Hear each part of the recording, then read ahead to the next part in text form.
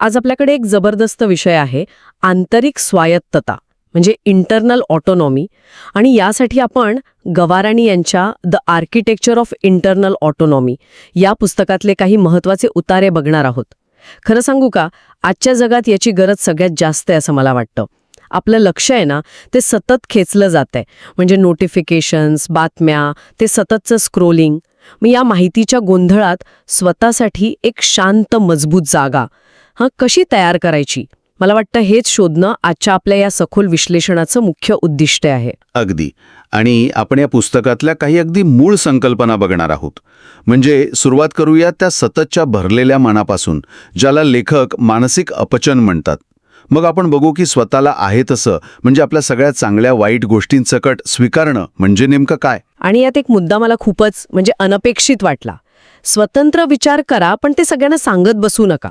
हे आजच्या जगात ऐकायलाच किती विचित्र वाटतं की नाही. हो ना.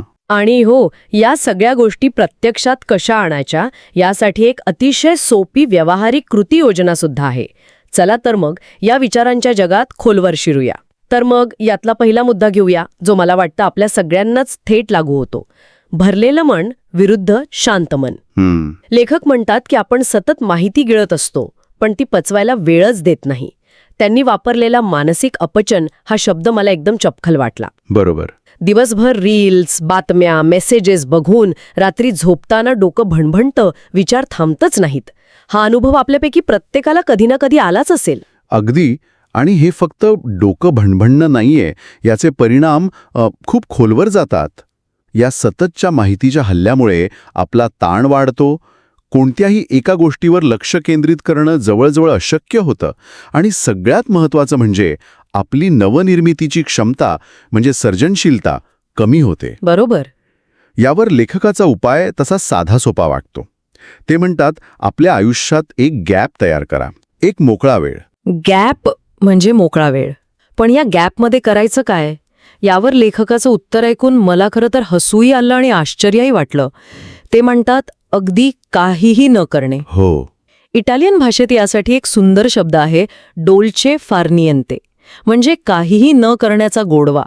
पण खरं सांगायचं तर आजच्या जगात काहीही न करता बसणं हे गोड नाही, तर प्रचंड अस्वस्थ करणारं वाटतं. अगदी. 2 मिनिटं फोनशिवाय बसलो की हात शिवशिवतात.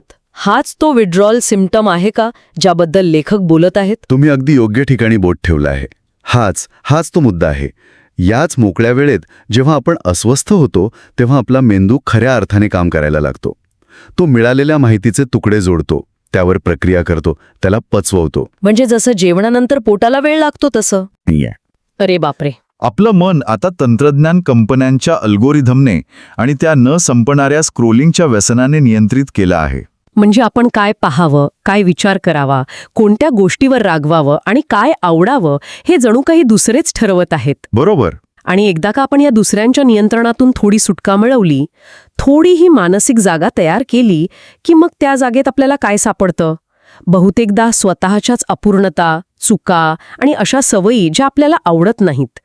आणि इथेच लोकांना भीती वाटते. मला वाटतं लेखकाची पुढची संकल्पना याच भीतीवर मात करण्याबद्दल आहे, नाही का? हो. स्वतःचा संपूर्ण स्वीकार, रॅडिकल सेल्फ ॲक्सेप्टन्स. बरोबर. ती मोकळी जागा निर्माण झाल्यावर आपण स्वतःकडे अधिक स्पष्टपणे पाहू लागतो. आणि मग लक्षात येतं की आपल्यात अशा अनेक गोष्टी आहेत ज्या आपल्याला बदलायच्या आहेत. इथेच लेखक एक वेगळा दृष्टिकोन देतात. ते म्हणतात, स्वतःचा तिरस्कार करणं थांबवा. आपल्या प्रत्येकात एक अंधारी बाजू म्हणजे डार्क साईड असते. राग, मत्सर, आळस, असुरक्षितता. या गोष्टी असणं म्हणजे आपल्यात काहीतरी खराबी आहे असं नाही. अच्छा. ही मानवी रचनेचाच एक अविभाज्य भाग आहे. पण मग याचा अर्थ असा घ्यायचा का की आपण आपल्या वाईट सवयी बदलण्याचा प्रयत्नच करू नये? म्हणजे जर कोणी आळशी असेल तर त्याने मी आळशी आहे हे स्वीकारून आळशीच राहावं का? हा स्वीकार आणि सुधारणा यातला समतोल कसा साधायचा? खूप महत्वाचा प्रश्न आहे हा. आणि लेखकाच्या मते स्वीकार म्हणजे निष्क्रिय होणं नाही. ओके. स्वीकार म्हणजे त्या सवयी विरुद्धची लढाई थांबवणं. उदाहरणार्थ, आपला आळस. आपण सहसा आळसाचा तिरस्कार करतो, स्वतःला दोष देतो. हो. लेखक म्हणतात की त्याऐवजी त्याचा स्वीकार करा. हे मान्य करा की कधीकधी तुमची ऊर्जा कमी असते किंवा तुम्हाला विश्रांतीची गरज असते. त्या भावनेला नाकारण्याऐवजी ती का आली आहे हे समजून घेण्याचा प्रयत्न करा. अच्छा. कदाचित ते तुमच्या शरीराचं तुम्हाला थांब म्हणणं असेल. एकदा का तुम्ही त्या भावनेशी लढणं थांबवता तेव्हा तुम्हाला ती का निर्माण होते याचं मूळ कारण दिसू लागतं आणि मग त्यात सुधारणा करणं सोपं होतं. तिरस्काराने नाही तर समजुतीने बदल घडतो. म्हणजे स्वतःला कोणत्याही एका लेबल किंवा ओळखीमध्ये बांधून ठेवण्याला लेखकाचा विरोध आहे. अगदी. मी असाच आहे किंवा मी तशीच आहे असं म्हणून आपण स्वतःला एका चौकटीत बंद करतो. पण लेखक म्हणतात की स्वतःचा शोध ही एक आयुष्यभर चालणारी प्रक्रिया आहे. हो. प्रत्येक नवीन अनुभवाने, प्रत्येक नवीन विचाराने आपण बदलत असतो. अगदी. यालाच ते अपरिभाषित असणं म्हणजे बीइंग अनडिफायनेबल असं म्हणतात.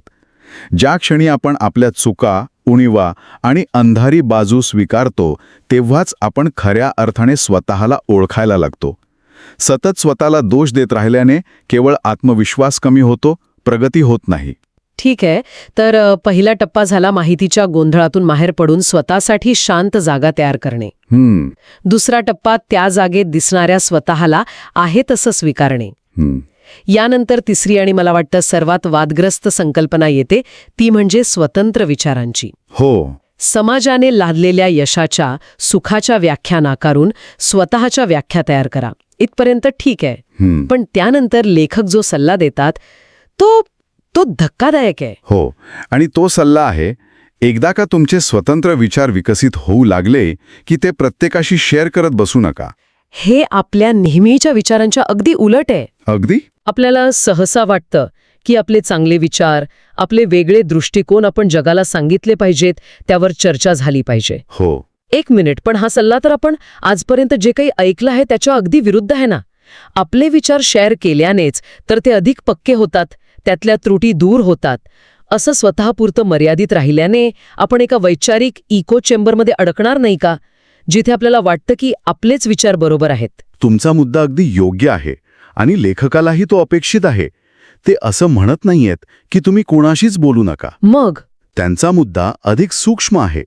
त्यांच्या मते जग हे अशा संकुचित विचारांच्या लोकांनी मोठ्या प्रमाणावर भरलेलं आहे, जे नवीन किंवा वेगळ्या कल्पना स्वीकारायला तयार नसतात.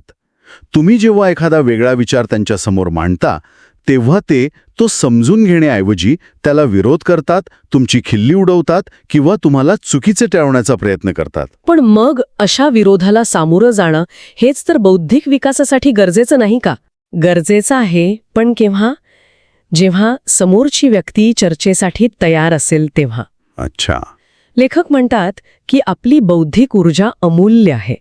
ती अशा लोकांशी वाद घालण्यात वाया घालू नका, जे फक्त तुम्हाला खाली खेचायला बसले आहेत. यामुळे अनावश्यक मानसिक त्रास आणि ऊर्जेचा अपव्यय होतो. तुमचे मौल्यवान विचार अशा लोकांसमोरच मांडा, जे त्याचा आदर करतील किंवा त्यावर विधायक टीका करतील. बाकीच्यांसाठी शांत राहणं हेच उत्तम. म्हणजे एक प्रकारे निवड करायची आहे. हो. खरं आत्मप्रेम तेव्हाच वाढतं जेव्हा आपण इतरांच्या मान्यतेच्या भुकेतून बाहेर पडतो, आपल्या व्यक्तिमत्व इतरांना खुश करण्यासाठी बदलण्याचं नाटक थांबवतो. म्हणजे आपलं बौद्धिक जग हे आपलं खाजगी अभयारण्य असावं, जिथे प्रत्येकाला प्रवेश नाही. हे ऐकायला थोडं स्वार्थी वाटत असलं तरी त्यात तथ्य आहे. बरोबर. आपली ऊर्जा कुठे खर्च करायची हे निवडण्याचं स्वातंत्र्य म्हणजे स्वायत्ता. आता पुस्तकातल्या पुढच्या मुद्द्याकडे वळूया, जो खूप थेट आणि काहीसा कठोर आहे. तो म्हणजे एकटेपणा आणि अपेक्षांबद्दलचा वास्तववादी दृष्टिकोन. हो. हा मुद्दा अनेकांना पचायला जड जाऊ शकतो. लेखक काल्पनिक मित्र बनवण्यापासून किंवा एखाद्या चित्रपटातील नायकासारखा कोणीतरी येईल आणि आपलं आयुष्य जादूने बदलेल अशा अवास्तव अपेक्षा ठेवण्यापासून स्पष्टपणे सावध करतात. आपण अनेकदा एकटेपणा घालवण्यासाठी अशा कल्पनांमध्ये रमतो, पण तो वास्तवापासून पळ काढण्याचा एक प्रकार आहे. यातला सर्वात महत्त्वाचा संदेश कोणता आहे? कारण हे ऐकायला खूप कठोर वाटतं. कोणीही वाचवायला येणार नाही हे वाक्य तर जवळजवळ निराश करणार आहे. लेखकाचा उद्देश वाचकाला घाबरवण्याचा आहे की मग यामागे काहीतरी अधिक सकारात्मक दृष्टिकोन आहे? तुम्ही बरोबर पकडलं. हे वाक्य पहिल्यांदा वाचल्यावर धक्का बसतो, पण त्याचा उद्देश घाबरवणं नाही तर सक्षम बनवणं आहे. अच्छा. कोणीही तुम्हाला वाचवायला येणार नाही म्हणजे no one is coming to save you. याचा खरा अर्थ आहे की तुमच्या आयुष्याची, तुमच्या सुखाची, तुमच्या मनःशांतीची जबाबदारी ही पूर्णपणे तुमची स्वतःची आहे. ओके. जेव्हा आपण एक गोष्ट पूर्णपणे स्वीकारतो तेव्हा आपण इतरांकडून अपेक्षा करणं थांबवतो. इतरांवर अवलंबून राहिल्यानं आपण मानसिकदृष्ट्या कमकुवत होतो. पण जेव्हा आपल्याला कळतं की आपणच आपले सर्वात चांगले मित्र आहोत तेव्हा एक प्रचंड मोठी शक्ती मिळते, आत्मनिर्भरतेची शक्ती. स्वतःच्या सहवासात आनंद शोधायला शिकणं हीच खरी स्वायत्तता आहे. अगदी. हे खरंय. या सगळ्या संकल्पना मानसिक शांतता, स्वतःचा स्वीकार, स्वतंत्र विचार आणि आत्मनिर्भरता ऐकायला खूप प्रेरणादायी आहेत. पण नेहमीप्रमाणे प्रश्न तिथेच येतो की सुरुवात कुठून करायची? हे मोठे मोठे बदल आयुष्यात एका रात्रीत कसे आणायचे? बरोबर. यासाठी पुस्तकात एक कृती योजना दिली आहे, ज्याला एका गोष्टीची शक्ती असं म्हटलं आहे. The power of one thing. हो, आणि इथे लेखक स्वसुधारणेच्या मार्गातील सर्वात मोठी चूक कोणती आहे ते सांगतात. ती चूक म्हणजे एकाच वेळी सर्व काही बदलण्याचा प्रयत्न करणे. हो, नवीन वर्षाचे संकल्प आठवले मला. हा, अगदी तेच. मी रोज व्यायाम करणार, फक्त आरोग्यदायी खाणार, लवकर उठणार, रोज 1 तास वाचन करणार, अशी भली मोठी यादी आपण बनवतो. याचा परिणाम काय होतो? बहुतेक वेळा काही दिवसातच सगळं बारगळतं. बरोबर. आपण एकही गोष्ट धड करू शकत नाही. अपेक्षांचं ओझं इतकं वाढतं की आपण त्याखाली दबून जातो. आणि मग अपयश आल्यामुळे आत्मविश्वास आणखी कमी होतो.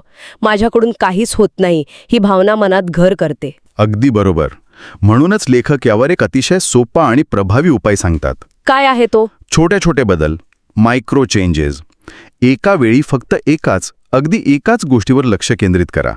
हे अगदी जहाज वळवण्यासारखं आहे. तुम्ही जहाजाच्या टोकाला धक्का देऊन ते वळवू शकत नाही. तुम्हाला फक्त एक छोटंसं सुकाणू म्हणजे रडर हळूच फिरवावं लागतं. ते एक छोटी सवय म्हणजे ते सुकाणू आहे जे हळूहळू पण निश्चितपणे तुमच्या आयुष्याची दिशा बदलते. म्हणजे एका वेळी एकच लढाई लढायची.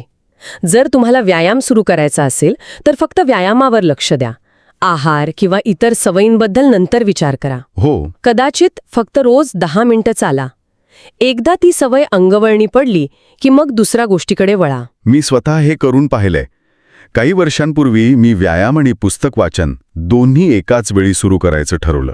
दोन्ही बारगळलं. पुढच्या महिन्यात फक्त रोज रात्री झोपण्यापूर्वी फक्त 1 पान वाचणार एवढंच ठरवलं. आणि ते जमलं. वा. ते छोटं यश पुढच्या सवयीसाठी प्रचंड प्रेरणा देऊन गेलं. छोट्या यशांमुळे आत्मविश्वास वाढतो आणि मग पुढचे मोठे बदल करणं सोपं होतं. तर आजच्या या सखोल चर्चेचा आढावा घेतला तर असं म्हणता येईल की आंतरिक स्वायत्तेचा मार्ग 5 टप्प्यांतून जातो. पहिलं, माहितीच्या भडीमारातून स्वतःला वाचवून मानसिक शांततेसाठी म्हणजे विचारांना पचवण्यासाठी एक गॅप तयार करणे. बरोबर. दुसरं, त्या शांततेत स्वतःच्या ज्या काही चांगल्या वाईट बाजू दिसतील त्या सकट स्वतःचा संपूर्ण स्वीकार करणे. स्वतःला कोणत्याही एका ओळखीमध्ये न बांधणे. तिसरं, समाजाच्या किंवा इतरांच्या दबावाखाली न येता आयुष्याबद्दल स्वतंत्रपणे विचार करणे आणि स्वतःच्या व्याख्या तयार करणे. हो, आणि एक महत्त्वाचा मुद्दा म्हणजे आपली बौद्धिक ऊर्जा जपण्यासाठी ते विचार कुठे आणि कोणासमोर मांडायचे हे ठरवणे. बरोबर. चौथं, कोणीतरी येऊन आपलं आयुष्य बदलेल अशा अवास्तव कल्पनांमधून बाहेर पडून वास्तवात जगणे, आत्मनिर्भर बनणे. आणि स्वतःचे सर्वात चांगले मित्र बनणे.